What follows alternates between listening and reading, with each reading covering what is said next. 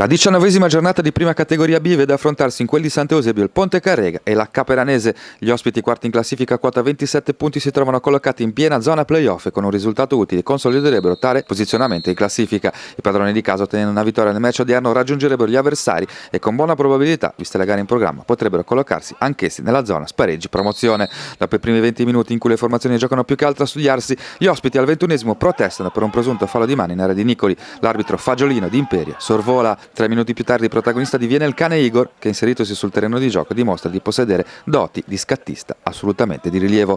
Al 27esimo Nicoli sul fronte offensivo tenta con questa parabola di pervenire alla marcatura, ma Terile controlla senza difficoltà.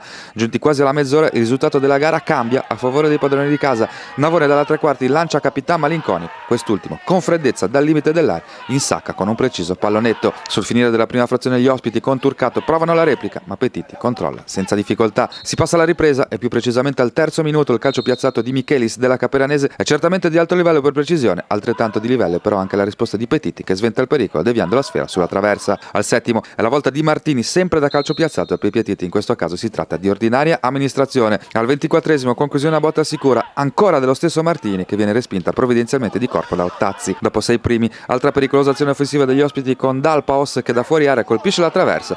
I padroni di casa cercano di proporsi in azione di contropiede per alleggerire la pressione ospite. Nell'occasione Nicoli con il suo pallonetto potrebbe addirittura chiudere la gara, ma la conclusione è debole e la difesa ospite recupera. Quando ormai il tempo è scaduto e i padroni di casa sono pronti a festeggiare la vittoria, arriva la doccia fredda, punizione del centrocampo di Martini e traversone preciso che Spagnoli di testa sfrutta al meglio, garantendo il pareggio alla Caperanese. Si conclude quindi in parità il match tra Ponte Carrega e Caperanese e rimane pressoché invariata la posizione in classifica delle due compagini.